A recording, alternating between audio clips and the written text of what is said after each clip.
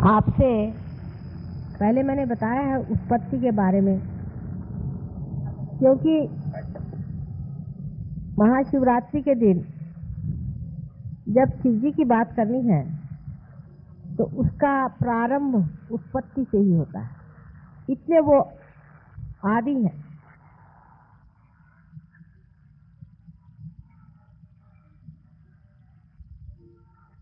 यानी परमेश्वर का जब पहला स्वरूप प्रकटित होता है, यानी मैनिफेस्ट होता है, जबकि वो ब्रह्म से प्रकाशित होते हैं, उस वक्त उन्हें सदाशिव कहा जाता है। इसीलिए शिव जी जो हैं इनको आदि माना जाता है। ऐसे समझ लीजिए कि किसी वृक्ष को पूर्णतया प्रकटित होने से पहले उसका बीज देखा जाता है और इसीलिए उसको बीज स्वरूप कहना चाहिए। इसीलिए शिव जी की अत्यंत महिमा है।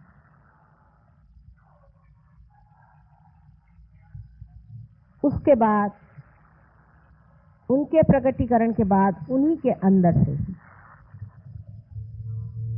शक्ति अपना स्वरूप धारण करके आदि शक्ति के नाम से जानी जाती है। वही आदि शक्ति परमात्मा के तीनों रूपों को अलग अलग प्रकाशित करती है, जिसको आप जानते हैं, जिनका नाम ब्रह्मा, विष्णु और महेश माने शिव शंकर है। यानी एक ही हीरे के तीन पहलू आदि शक्ति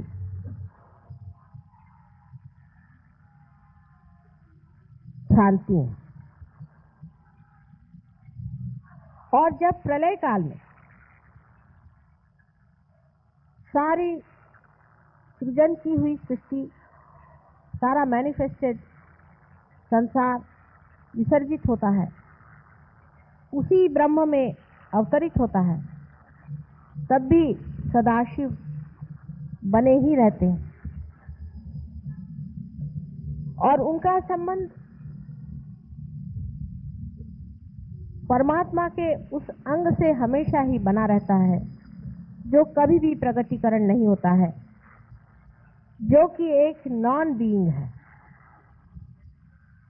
परमात्मा की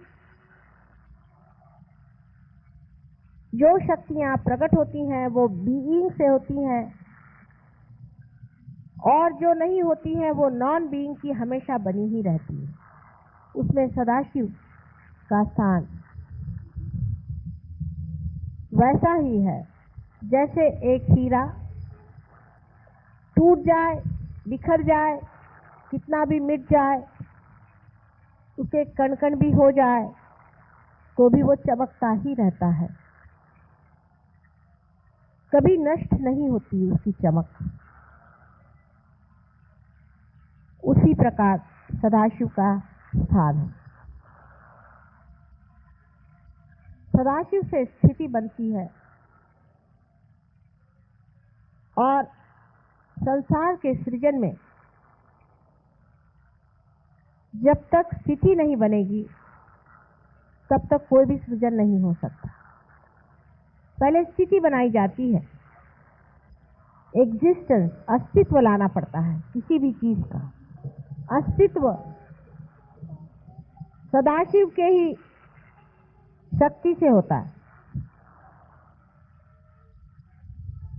इस कारण सृजन में उनका वही हाथ होता है जैसे किसी बड़ी भारी हवेली में या भवन में उसके नींव का होता है, उसके फाउंडेशन का होता है।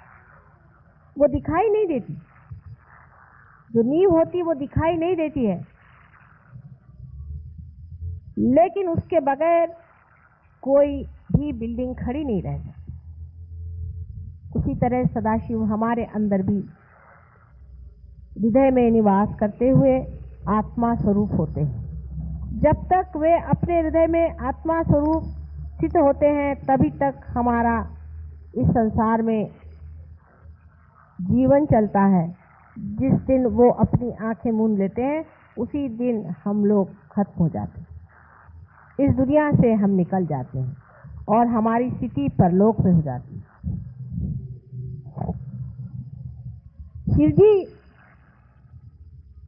आप जानते हैं कि हमारे सूर्य नाड़ी पर वास करते हैं, चंद्र नाड़ी पर वास करते हैं, और चंद्र नाड़ी पर बैठे हुए वे स्थिति का सारा कार्य अपने अंदर करते ही हैं। लेकिन हमारा जो प्राण है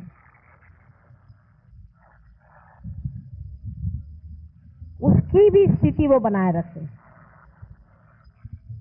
शिव जी के बगैर हमारे प्राण नहीं चल सकते। अब ये काफी लंबी चौड़ी बातें हैं, वो मेरी किताब में मैंने काफी खोल करके कही हुई। शिव जी का स्वरूप, वे एक परम सन्यासी, जैसे कि परमात्मा का एक स्वरूप है कि वो अंदर से संन्यास्त है। वो किसी वजह से ये रचना नहीं करते, उनको कोई कारण नहीं है, वे अपने करते हैं, उनकी विम है, उनका मजा है। वो अगर चाहें तो रचना करते हैं, नहीं तो उसे तोड़ देते हैं। एक संन्यास्त आदमी संसार में जो बहुत से विराजते हैं वे उनके प्रतीक हैं। मेरे संन्यास से अर्थ जो दुनिया में माना जाता है उससे नहीं है, आप सब जानते हैं। संन्यास उसे कहना चाहिए जो आदमी सेल्फ रियलाइज होकर के उस दशा में पहुंच गया है जहां वो साक्षी अंदर से वो संन्यास्त होता है। बाहर से सारे संसार में रहते हुए भी वो महान सन्यासी होता है। उसमें कुछ किसी से बताना नहीं पड़ता कि मैं सन्यासी हूं, मैंने सन्यास ले लिया है। लेकिन जो अंदर से मन हमारे अंदर सन्यास ले लेता है, जो अंदर से संन्यास्त हो जाता है, वो स्वरूप श्री शिव का है। और जो संसार में हम विराजते हैं और संसार के जो कार्य करते हैं और संसार में जितने भी हम भोगते हैं, वो भोक्ता स्वरूप परमात्मा का जो है वो उनका श्री विष्णु का स्वरूप। इसलिए विष्णु के स्वरूप में वो भोक्ता है, शिव जी के स्वरूप में वो संन्यास, और ब्रह्मा के स्वरूप में वो सृजन करने वाले, सृजन कार्य करने वाले करता है। इस सन्यासी के और दृष्टि करने से एक अजीब सी चीज दिखाई देती है कि नील वर्ण का इनका शरीर, क्योंकि ये चंद्रमा के लाइन पे बैठे हुए हैं, इनके गले में, हाथ में सर्प लपटे हुए हैं। इनका सारा ही अलंकार सर्पों से हो जाता है। सर्प शीतल होते हैं, शांत होते हैं, दाहकता को पीते हैं, और वो अपने ऊपर सर्प को पाले हुए हैं। माने संसार का जितना भी दुष्ट, जितना भी विपरीत, जितना भी डंक, जितनी भी जबरदस्त चीजें संसार को नष्ट करने वाली हैं, सबको अपने शरीर में समाये हैं। दुनिया भर का गरल वो पिए हुए अपने, आप जानते ही हैं कि उन्होंने गरल को शुरू में ही सारा पी लिया, और जो कुछ भी गरल संसार का होता है वो अपने अंदर पीकर संसार को ठंडा रखते, संसार को सुख देते। जो कुछ भी मर जाती है चीज, खत्म हो जाती है, वो सारी ही उनके राज्य में जाकर बसती है। और जो बेकार के लोग होते हैं, जो महादुष्ट होते हैं, उनके कारागार भी उन्हीं के चरण धूलि से बंद हो जाते। वे लोग बंदिश होते हैं शिव जी की कृपा। उनके सर पे चंद्रमा का राज्य है। चंद्रमा स्वतः लक्ष्मी के भाई हैं और इसीलिए कहा जाता है कि अपने साले को उन्होंने अपने सर पे रख लिया है। बहुत ही उनका अजीब सा वर्णन कवियों ने किया हुआ है और बहुत सुंदर उनके सर पे गंगा का बोझा उन्होंने उठाया हुआ है। माने वो सबका गर्व हरण करने वाली गंगा जैसी गर्भवती को भी उन्होंने अपने जटा में बांध लिया। इतनी उनकी जटाएं जबरदस्त हैं। मनुष्य में जो अहंकार होता है उसे भी वो अपने अंदर पी लेते हैं और इसी प्रकार वो संसार की अहंकारी लोगों से रक्षा करते हैं। वो अतुलनीय है, उनका कोई वर्णन शब्दों में नहीं कर सकते, लेकिन उनके अंदर एक बहुत ही असाधारण एक शक्ति है जो किसी भी देव देवताओं में नहीं है। वो है क्षमा की शक्ति। वे दुष्ट से दुष्ट महादुष्ट को भी क्षमा कर सकते हैं। जिन्हें गणेश जी क्षमा नहीं कर सकते, जिन्हें यीशु मसीह नहीं क्षमा कर सकते, उनको भी सदाशिव क्षमा कर सकते हैं। इसीलिए हमेशा जब भी क्षमा मांगनी होती है बोलायचं नाही ध्यानाच्या वेळेला कृपा करून। जब भी क्षमा मांगनी होती है तो उन्हीं से क्षमा मांगी जाती है, क्योंकि कुछ ऐसी बातें हैं जिसे गणेश बिल्कुल नहीं क्षमा कर सकते। जिसे कि हम कहते हैं कि सिन अगेंस्ट मदर, माँ के खिलाफ कोई सा भी पाप करना, जितने भी सेक्स के पाप हैं उसको श्री गणेश कभी भी नहीं माफ करते, कभी नहीं कर सकते। उनको बहुत मुश्किल है मनाना। जीसस क्राइस्ट भी नहीं कर सकते, कभी भी नहीं कर सकते। उनके लिए सिर्फ महादेव श्री शंकर समर्थ हैं। उनकी बात को ये दोनों भी नहीं टाल सकते। इसलिए उनकी आराधना करनी चाहिए। आश्चर्य की बात है कि महाशिवरात्रि के दिन लोग उपवास क्यों करते हैं। मेरी कुछ समझ में नहीं आता कि ये प्रथा कौन से आधार पर बनाई गई। या तो किसी 420 लोगों ने शास्त्रों में ये बात लिख दी गई। आज के दिन उन्होंने गरल किया था और आपको भी आज के दिन हर चीज खाने की इजाजत है कि आज आप गरल भी पी लें। तो आज आपने बराबर निकाल लिया कि आज तो हम उपवास करेंगे। मेरा आज इतने जोर से हृदय चक्र से खिंचाव पड़ रहा है। जिस सहज योगी ने आज उपवास किया है मेरे हृदय चक्र को खींचे जा रहा है। अंधाकरण नहीं करना चाहिए सहज योगियों को। सोच लेना चाहिए कि जो दिन बड़ा ही सेलिब्रेशन का, जिन्होंने गरल पी करके संसार में विजय प्राप्त की, उस शिव जी का जब इतना बड़ा महोत्सव है, उस दिन भूखा मरना किसने बताया है। जिस दिन मनुष्य खुश होता है उस दिन ज्यादा ही खाता है। आज तो 2 रोटी ज्यादा खाने का दिन है। आज सबने उपवास करके रखा हुआ है और इसलिए शिव जी सबसे नाराज हैं और इस चीज को शिव जी भी नहीं माफ कर सकते। तो हो गया आप लोगों का कल्याण। तभी आजकल सब दूर इतने बड़े बड़े शिव भक्तों के पहले हार्ट अटैक आता है। आज खुशियां मनाने का दिन कि उन्होंने सारे संसार का जो कुछ भी गरल था उसे पी लिया।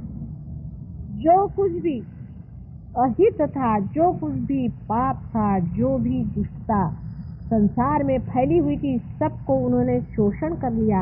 ऐसे शिव जी के महान दिवस पर्व में हमको इस तरह से मनहूस काम करना नहीं चाहिए। अगर हम किसी के जन्म दिवस पर उपवास करते हैं तो उसके मरने पर हम लोग क्या खाना खाएंगे? सब उल्टा कारभार हमारे यहाँ चलता है।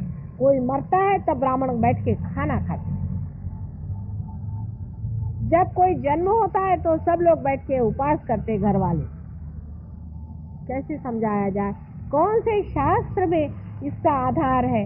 और शास्त्रों में भी महामूर्खों ने इस तरह की चीजें भर दी हैं। जिसको देखो उससे अपने शास्त्रों में दुनिया भर का अत्याचार करते। एक सोच समझ रखना चाहिए कि आज के दिन उपवास का क्या अर्थ है।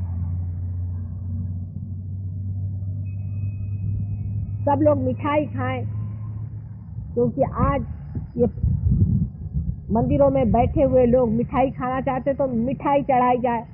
अभी रात भर भंग पिएंगे बैठकर और चरस खाएंगे और कहेंगे कि शिवजी खाते थे तो हम भी खा रहे हैं चरस और भंग।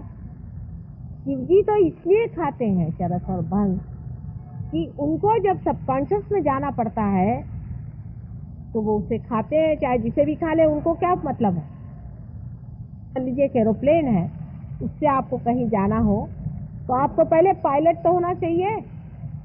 जो वो भंग पी करके और चरस खा के शिवजी नहीं हो सकते। वो तो शिवजी ही हैं जिन्होंने गरल पी लिया, और वो हैं जो दुनिया भर के भंग पी करके संसार के जितने भी भंग है उनका शोषण कर रहे हैं। क्या कि ये भंग कहाँ डंप की जाए, तो उनके अंदर भर दी जाती कि भाई चलो तुम स्थिति हो, तुम पी लो, तुम गरल पी लो, तुम भंग पी लो, तो चले सब लोग भंग पीने। आज भंग पी के सब लोग शिवजी हो रहा है। आप में से कितने लोग शिवजी के पांव के धूल के बराबर हैं? वो तो भंग इसलिए पीते हैं कि उनके अंदर रखा ही जाता है सारा भंग का स्टोर। संसार में भंग होती ही है, राक्षस भी होते हैं, दुष्ट भी होते हैं। इनको कहाँ रखा जाए? घर के अंदर आपके यहाँ अगर कोई ऐसी चीज हो तो उसको रखने की कोई व्यवस्था होनी चाहिए। शिवजी ने कहा लाओ मैं सब दुनिया भर का गरल पीता हूँ, इसलिए उनके पास ये चीज स्टोर रखी हुई कि भाई तुम रखे रहो। तो आप लोग जो उनके नाम से भंग और चरस पीते हैं, इनसे बड़े महामूर्ख संसार में कोई है। एक सोचना चाहिए सहज योगियों के लिए कि आपको आज तक वाइब्रेशंस तो कभी आए नहीं, आपने कभी जाना नहीं कि ये चीज क्या है, ये क्या आपके अंदर से बह रहा है, ये क्या आपके अंदर होना, कुछ अभिनव चीज, कोई बड़ी भारी चीज, कोई विशेष रूप की चीज। फिर अपने विचार भी बदलने चाहिए, अपनी आदतें भी बदलनी चाहिए। हमेशा इस तरह से उल्टी बात हम क्यों करते हैं, मेरी समझ में नहीं आती। और हर एक उल्टी बात ऐसी उल्टी बैठती है कि उससे शिवजी तो उठ ही गए इस संसार से, और उनको फिर से बिठाना मुश्किल हो जाता है। और अगर ज्यादा देर खड़े रहे तो तांडव शुरू कर देंगे, उनका कोई ठिकाना नहीं। इसलिए सब लोग विचार पूर्वक समझ करके और चले। आज उनका महान, बहुत महान दिवस है। आज से प्रॉमिस करें कि अगले महाशिवरात्रि से बहुत बड़ा उत्सव मनाया जाएगा, उनका गुणगान किया जाएगा। आपको हो सकता है कि विष्णु जी जैसे नहीं उनको पसंद अलंकार, उनके अलंकार और है। उनके लिए आप बबूत लगाइए, दुनिया भर की राख उन पे चढ़ा सकते हैं आप, उस सब चीज को वो तैयार है। लेकिन उन्होंने उपास करने की बात कही हो ये तो मुझे पता ही नहीं। व्रत करना शब्द ही बदल गया, व्रत का मतलब उपास करना हो गया। ऐसे वक्त करना चाहिए जैसे जिस टाइम रामचंद्र जी वनवास गए तब व्रत करना चाहिए। जब रिपेंटेंस की बात हो, जब पश्चाताप हो रहा हो, उस समय का उपवास समझ में आता है। अब क्या आपको पश्चाताप हो रहा है क्या कि उन्होंने गरल पी लिया?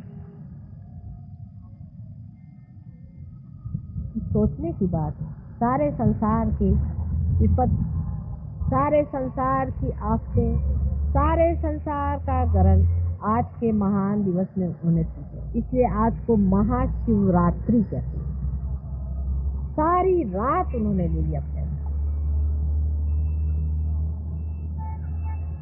रात्रि का जितना भी उनका, जितना भी डार्कनेस संसार की है, उसको उन्होंने अपने अंदर समा। अब मैं आपके लिए कोई फोर्स तो करती नहीं हूँ, लेकिन आप करके देखिए। अभी आप निश्चय करें इसी वक्त कि अगले महाशिवरात्रि से हम उपवास बिल्कुल नहीं करेंगे, और वाइब्रेशन देखिए कितने जोर से आते हैं। और माफी मांगिए।